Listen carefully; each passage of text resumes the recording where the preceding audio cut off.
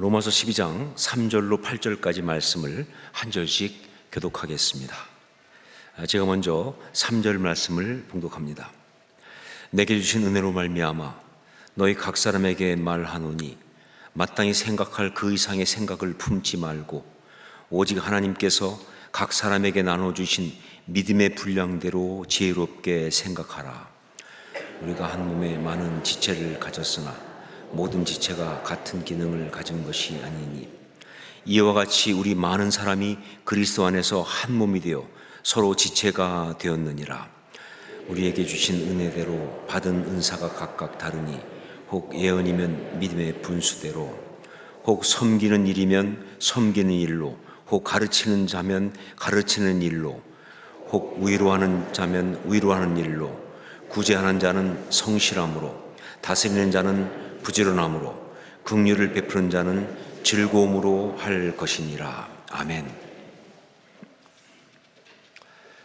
로마서 12장부터 16장까지는 권면이다라고 말씀을 드렸습니다.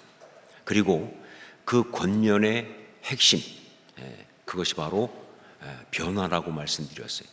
로마서 12장 1절 2절 말씀을 가지고 그 권면 전체의 핵심, 그것은 바로 변화다.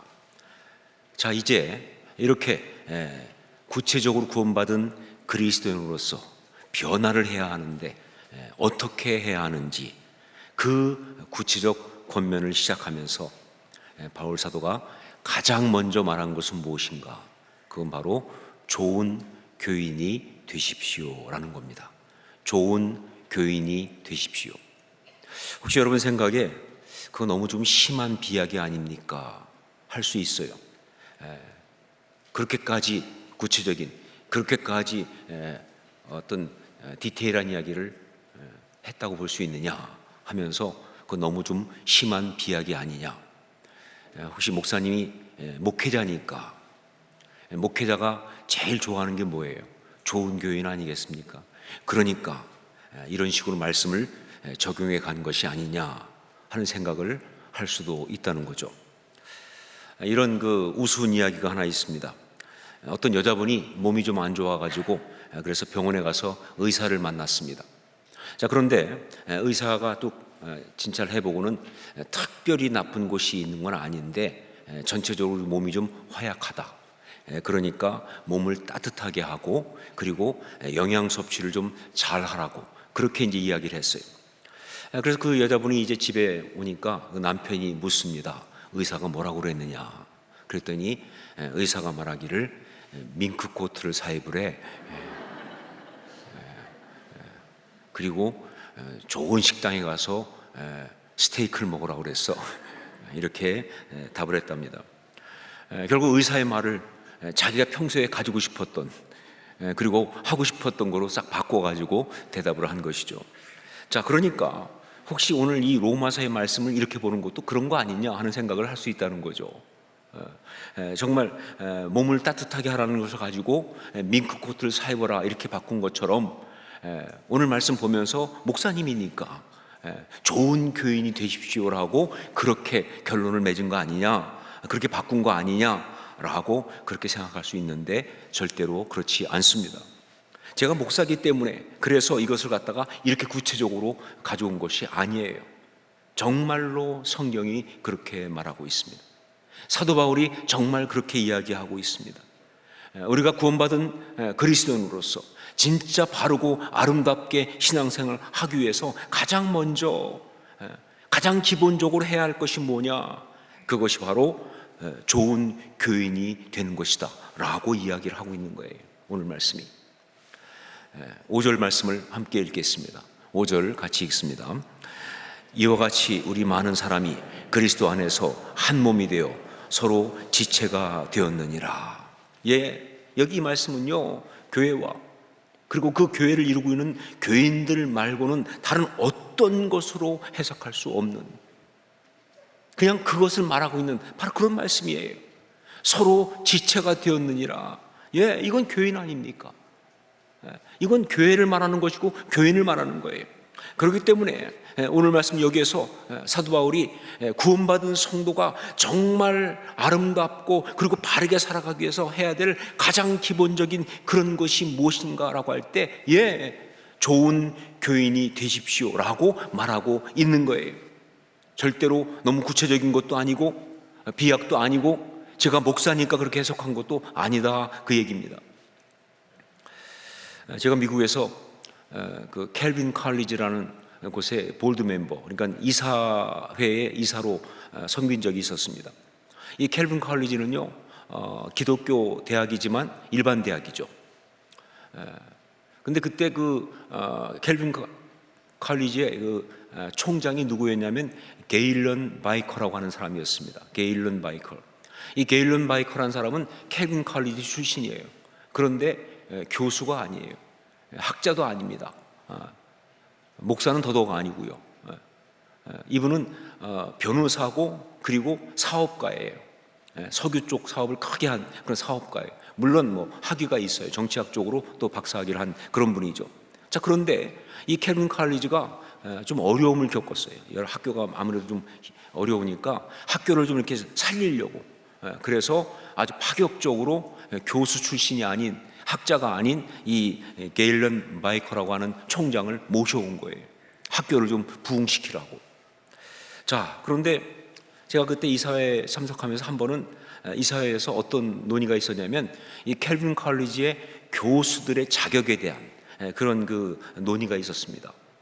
그때 그 켈빈 칼리지의 교수들은요, 그냥 뭐 믿는 사람 혹은 세례받은 사람 그 정도가 아니라 반드시 로컬 처치, 그러니까 어떤 지역 교회에 가서 출석하는 정도가 아니라 봉사를 했어야 돼요. 그 봉사하는 것 확인을 안 갖고 오면 교수 연장이 안 되는 그런 규정을 갖고 있었어요. 자, 그러다 보니까 훌륭한 교수들이 올 수가 없다. 학문적으로 훌륭한 교수들을 모셔와야 되는데 그 사람들이 바로 이 규정이 너무 엄격해서 여기 걸려가지고 올 수가 없다. 그러니까 이걸 좀 바꾸자 하는 논의가 이사회에서 나온 거예요. 그런데 그때 그 마이클 총장이 했던 말이 정말 너무나 저한테는 충격이었습니다. 은혜가 되고. 마이클 총장이 얘기하기를, 우리가 기독교 대학인데 무엇으로 세상에 영향력을 미치겠습니까? 우리 학교가 세상에 영향력을 미쳐야 되는데 우리가 무엇으로 영향력을 미치겠습니까? 바로 우리의 신앙, 복음으로 영향력을 미치는 것, 그거 이상 다른 어떤 것이 있겠습니까? 그러니까 학문적으로 훌륭한 교수를 모셔오는 것보다 더 중요한 것은 신앙적으로 훌륭한 교수님을 모셔오는 것이 훨씬 더 중요합니다. 정말 바른 신앙, 제대로 된 신앙을 가진 교수님을 모셔오야 합니다. 자, 그런데 나는 결국 바른 신앙생활, 바른 신앙을 가졌다는 것을 어떻게 생각하느냐? 나는 그렇게 생각합니다. 자기가 섬기는 교회를 잘 섬기는 그런 좋은 교인인 사람이 바로 훌륭한 신앙인이 아니겠느냐. 그래서 나는 이 조건에 대해서 절대로 타협할 수가 없습니다. 제가 들으면서 너무 감동받아서 진짜 막 박수를 치고 싶었는데 너무 수줍음이 많은 사람이기 때문에 그래서 속으로만 박수를 쳤습니다. 그렇습니다. 신앙생활을 바르고 아름답게 하는 가장 중요한 기본적인 포인트는요, 바로 좋은 교인이 되는 거예요. 바로 이것을 바울 사도가 로마서의 구체적 권면의 첫 부분에서 이야기를 하고 있는 거예요. 자, 그렇다면 좋은 교인이 되려면 어떻게 해야 하는가? 사도 바울은요, 오늘 말씀에서 두 가지를 이야기하고 있습니다. 첫째가 뭐냐? 믿음의 눈으로 보라 하는 겁니다. 믿음의 눈으로 보라. 우리 3절 말씀을 함께 읽겠습니다. 3절 같이 읽습니다. 내게 주신 은혜로 말미암아 너희 각 사람에게 말하노니 마땅히 생각할 그 이상의 생각을 품지 말고 오직 하나님께서 각 사람에게 나누어 주신 믿음의 분량대로 지혜롭게 생각하라. 여기 말씀에 보면 분명 바울 사도는요, 좋은 교인이 되기 위한 신앙적 권면으로 오직 하나님께서 각 사람에게 나누어 주신 믿음의 분량대로 지혜롭게 생각하라 라고 이야기하고 있어요. 오직이란 말까지 붙여가면서 오직 하나님께서 각 사람에게 나눠주신 믿음의 분량대로 지혜롭게 생각하라 라고 말했는데, 그런데 문제는 뭐냐? 이게 무슨 말인지 이해하기가 쉽지 않다고 말입니다. 이게 무슨 말인지 정확하게 아는 것이 쉽지 않아요. 왜냐하면요, 특별히 이 말씀 가운데 어떤 부분이 어려우냐? 믿음의 분량대로, 이게 아주 논란이 많은 표현이에요. 믿음의 분량대로, 그 뭘 말하는 거냐 하는 거죠.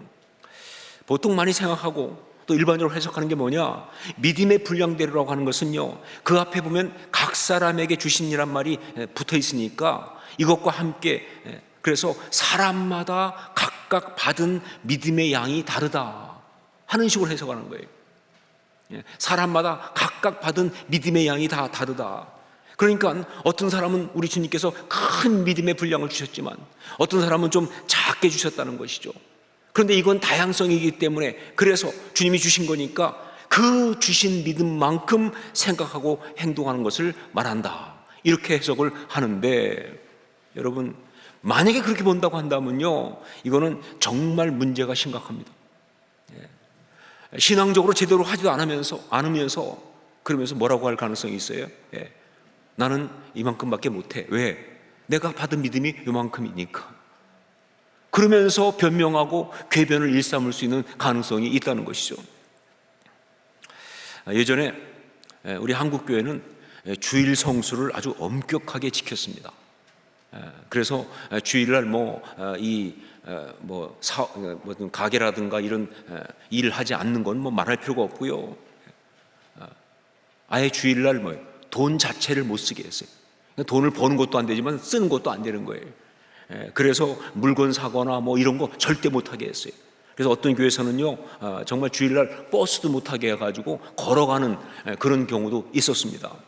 자, 그러다 보니까 주일날 교회에서 봉사하면서 필요한 거 구입하는 거 이런 거 할 수가 없는 거예요.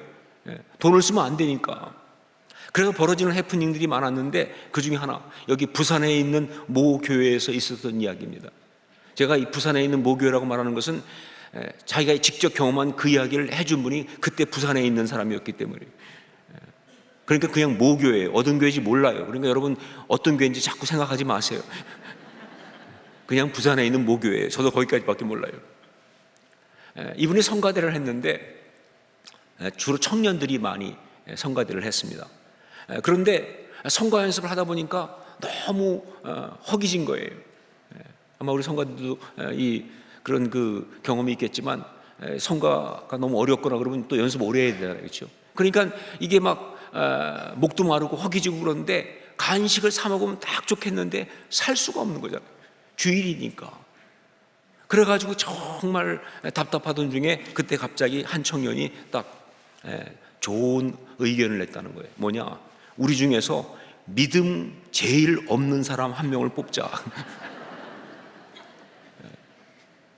그래서 믿음 제일 없는 사람, 그러니까 교회 온 지 얼마 안 되고 혹은 또 평소에 믿음 생활 잘 열심히 안 하는, 그래서 믿음 제일 없는 사람 뽑아가지고 그 사람한테 가서 사오라고 시키자.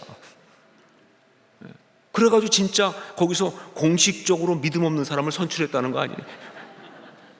그래가지고 그 사람한테 돈 줘서 가서 먹을 거 사오게 해가지고 그 사람이 사오니까 나머지 믿음 좋은 사람들이 다 먹었다. 이런 이야기예요. 여러분, 이 믿음의 분량대로 이것을 갖다가 믿음의 크기나 혹은 양으로 해석하면 이런 웃기는 해프닝이 가능하다는 거예요. 아니죠. 그럼 무엇인가? 여기 분량대로라는 말, 이 말은 헬라어로 메트론이란 말입니다. 메트론, 그것은 도량형이란 뜻이에요. 맞죠. 우리가 미터 다 거기서 왔으니까 말이죠. 도량형이에요. 그런데 어떤 뜻도 있느냐? 척도, 잣대 이런 뜻도 있잖아요. 여기서는 그거로 봐야 되는 거예요. 척도, 잣대. 그러니까 믿음의 분량대로는요, 믿음의 척도로 혹은 믿음의 잣대로 이렇게 봐야 되는 거예요. 이걸 지금 우리한테 익숙한 말로 바꾸면 뭐냐? 그게 바로 믿음의 눈으로라는 것이죠. 믿음의 눈으로. 자, 이것이 확실한 것은요, 마태복음 7장 2절 산상수훈에서 예수님께서 말씀하셨습니다. 너희가 비판하는 그 비판으로 너희가 비판을 받을 것이요, 너희가 헤아리는 그 헤아림으로 너희가 헤아림을 받을 것이니라. 비판하지 말라고 하시면서 이렇게 말씀하셨는데, 여기서 이 헤아림이라는 단어, 이게 바로 메트론이에요. 그러니까 이 메트론, 이것은 뭐냐? 공동체 안에서 다른 사람들을 보고 판단하는 그 눈을 말하는 거예요. 그게 바로 메트론이에요. 여러분, 그렇습니다. 좋은 교인이 되려고 하면 무엇보다 믿음의 눈으로 바라볼 수 있어야 돼요. 믿음의 눈으로 바라보는 그런 사람이 되어야 한다, 그 말입니다. 우리 주님을 믿고 신뢰하는 바로 그 믿음의 눈, 내 생각, 내 경험 안에 있는 것이 아니라 우리 주님을 믿고 신뢰하는 바로 그 믿음의 눈, 우리 주님이 내 마음속에 주신 바로 그 믿음의 눈, 이것으로 공동체를 바라보고 이것으로 다른 지체를 바라봐야 그게 바로 좋은 교인인 거예요. 이게 정말 중요하다. 여러분, 교회는요, 사람들의 모임이 아닙니다. 사람들이 다 모였지만 절대 사람들의 모임이 아니에요. 교회는요, 주님의 몸된 지체들이 모인 곳이에요. 자, 그렇기 때문에 교회에서 절대로 중요한 게 뭐냐? 사람의 생각, 사람의 판단이 앞서서는 안 되는 거예요. 만약에 사람의 생각이 판치고 사람의 생각이 앞서면 그건 사람들의 모임이죠, 그렇죠? 교회가 아니죠. 절대 교회에서는요, 그렇기 때문에 자기의 생각과 판단으로 공동체를 판단하고 또 다른 지체를 판단하고 비판하고 심지어 정죄하고, 그래서는 절대로 안 된다는 거예요. 그래서 오늘 말씀에도 보면 어떻게 되어 있습니까? 오직 하나님께서 각 사람에게 나누어 주신 믿음의 분량대로 지혜롭게 생각하라 라고 권면하면서 그 앞에 어떤 말이 붙어 있느냐? 마땅히 생각할 그 이상의 생각을 품지 말고라는 게 앞에 붙어 있잖아요. 마땅히 생각할 그 이상의 생각을 품지 말고. 여기서 마땅히 생각할 그 이상의 생각, 이 생각이란 말에 앞에 그까지 붙은 그 생각이거든요. 이 생각이란 말이 이것이 헬라어 단어로 휘페루 프로네오란 말입니다. 휘페루 프로네오. 그런데 이 휘페루 프로네오라는 이 말은요, 무슨 뜻이냐? 자신을 너무 높이 생각하다, 그 뜻이에요. 그냥 생각이 아니라 자기 스스로를 굉장히 높게 생각하는 그 생각이에요. 자기가 정말 똑똑하다고 생각하는 거예요. 내가 늘 맞다고 생각하는 거예요. 내 의견이 옳은 거예요. 이게 그런 교만입니다. 정말 자기가 틀릴 수가 없다고 하는 그런 교만이에요. 결국 뭐예요? 자기가 하나님처럼 생각하는 거죠. 여러분, 그게 뭡니까? 그게 바로 선악과를 따먹었던 그 교만 아니냐, 그 말이에요. 그거거든요. 그러니까 그런 생각으로 공동체를 바라보고 그런 생각으로 다른 사람 지체를 판단하면요, 그 교회는요, 분열과 갈등, 싸움을 면할 수가 없어요. 그야말로 교회가 무너지는 거예요. 그러니까 정말 좋은 교회는요, 무엇보다 믿음의 눈으로 바라보는 사람이에요. 믿음의 눈으로. 인간적으로 다 판단할 수 있어요. 못하는 거 아니에요. 정말 충분히 그 모든 걸 알 수 있는 지적 능력이 있고 판단도 가능하고 느끼기도 하고, 하지만 그거로 하는 것이 아니라 우리 주님이 주신 그 마음의 감동으로, 이게 중요합니다. 우리 주님이 주신 그 마음의 감동으로, 내 생각이 아니에요, 내 느낌이 아니에요. 그것보다는 우리 주님이 주신 그 마음의 감동으로, 그리고 우리 주님을 믿는 그 믿음으로, 우리 주님을 믿는 그 믿음으로, 내가 볼 때는 가망이 없어, 내가 볼 때는 어려울 것 같아, 내가 볼 때는 저 사람은 틀린 사람이야. 하지만 우리 주님이 마음에 어떤 감동을 주십니까? 이 모든 것을 결국 아름답게 할 나의 능력이 역사하는 것을 네가 믿느냐? 가장 비참한 자를 들어서 가장 높이시는 그 십자가 역사를 네가 믿느냐? 이런 믿음을 주신다, 그 말이에요. 바로 그 믿음으로 그렇게 바라보고 나가는 사람이 좋은 교인이다 하는 겁니다. 여러분, 그래서 정말 우스운 이야기처럼 보이지만 아주 실제적으로 제가 당부합니다. 여러분이 정말 좋은 교인이 되기 원하시면 절대로 잘난 척하지 마세요. 여러분이 잘난 척 안 해도요, 여러분 잘난 거 우리가 다 알고 있어요. 그러니까 제발 잘난 척하지 마세요. 똑똑한 척하지 마세요. 자기가 최종 결정자가 되지 마세요, 여러분. 참 많은 사람들이 자기가 마지막 결정, 자기가 최종 판정을 한다 그 말이에요. 그러면 자기가 하나님이지. 다 알고 있어요. 문제가 있는 걸 알고 있어요. 아무리 봐도 잘못되었어요. 하지만 마지막 결정은 하나님이 하셔야지. 주님이 하셔야죠. 내가 볼 때는 가망성이 없지만, 그러나 주님의 뜻은 무엇입니까? 주님께 맡겨야 합니다. 주님을 믿고 그 모든 걸 내려놓을 수 있어야 돼요. 그게 진짜 아름다운 신앙인의 모습이죠. 여러분, 먼저 믿음의 눈을 가지셔야 합니다. 그래야 주의 몸된 교회가 아름답게 설 수 있어요. 그리고 하나님께서 그 교회를 통하여 영광을 받으시는 거예요. 두 번째, 또 한 가지, 바로 받은 은사를 가지고 섬겨라 하는 겁니다. 받은 은사를 가지고 섬겨라. 우리 6절로 8절 말씀을 함께 읽겠습니다. 같이 읽습니다. 우리에게 주신 은혜대로 받은 은사가 각각 다르니 혹 예언이면 믿음의 분수대로, 혹 섬기는 일이면 섬기는 일로, 혹 가르치는 자면 가르치는 일로, 혹 위로하는 자면 위로하는 일로, 구제하는 자는 성실함으로, 다스리는 자는 부지런함으로, 긍휼을 베푸는 자는 즐거움으로 할 것이니라.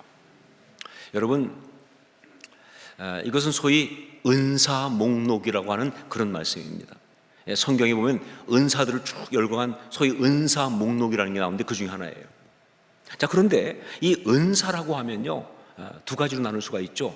초자연적 은사와 자연적 은사. 자, 그런데 이 초자연적 은사가는 어디 나오느냐? 고린도전서 12장 8절로 10절에 나옵니다.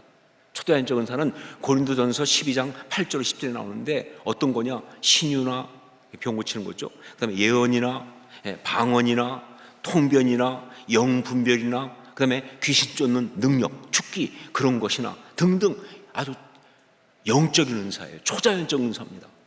그런 은사를 쭉 얘기해요.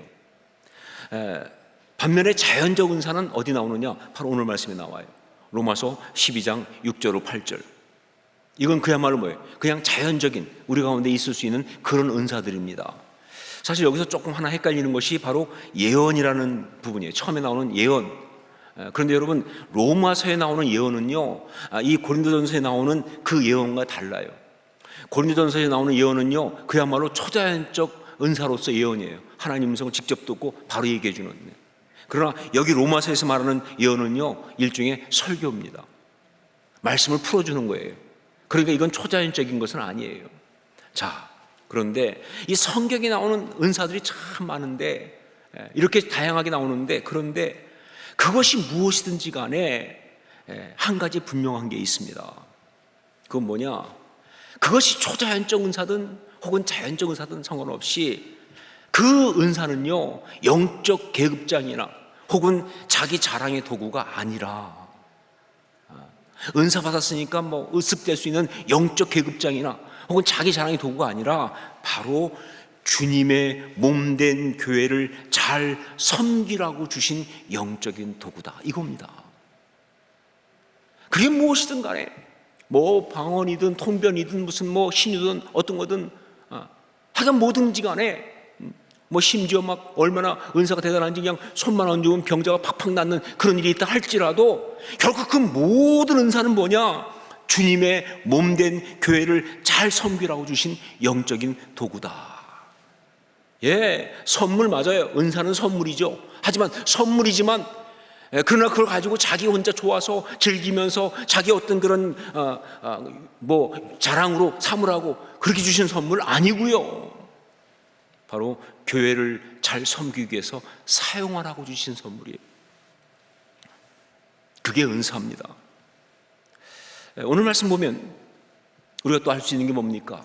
모든 사람에게 다 은사를 주셨다는 거예요. 오늘 말씀 읽어보면 바로 그런 의미가 그대로 드러나 있죠. 모든 사람에게 다 은사를 주셨다. 여러분이 주님의 몸된 교회의 지체가 되는 순간 다 은사가 주어진 거예요. 은사가 없는 사람은 한 명도 없어요. 그렇기 때문에 정말 중요한 것은 뭐냐? 정말 좋은 교인이 되는 그 길은요, 그 주신 은사를 잘 사용해서 주의 몸된 교회를 잘 섬기는 거, 바로 그겁니다. 주신 은사를 잘 사용해서 주의 몸된 교회를 잘 섬기는 것. 자, 그러기 위해서 세 가지의 조언을 제가 드리겠습니다. 세 가지의 조언을 드립니다. 첫 번째 뭐냐? 자신의 은사가 무엇인지 발견하십시오 하는 겁니다. 은사 다 주셨거든요. 그러니까 중요한 첫 번째가 뭐냐? 자신의 은사가 무엇인지를 발견하십시오. 분명히 있습니다. 받은 은사가 없을 수가 없어요. 그것을 찾아내는 게 정말 중요한 거예요. 한 번은 어떤 성도님이, 어떤 집사님이 저하고 얘기하면서 자기는 아무리 봐도 은사가 없다고, 자기가 신앙생활을 오래 했는데 특별하게 이렇게 은사라고 말할 게 자기는 없다는 거예요. 여러 가지 상황도 그렇고 성격도 그렇고 남 앞에 나서지도 못하고 뭘 잘 가르치지도 못하고 찬양은 아예 그쪽은 전혀 아니고, 그러다 보니까 자기는 그냥 예배만 그냥 참석하고 지금 그동안 신앙생활을 했다는 거예요. 주일 예배, 수요 예배, 기도회 할 거 없이 교회에서 하는 예배는 다 참석하지만 그것밖에 자기는 특별한 사역을 못하고 은사가 없어서 그렇다고, 그러면서 좀 굉장히 힘들어 하시더라고요.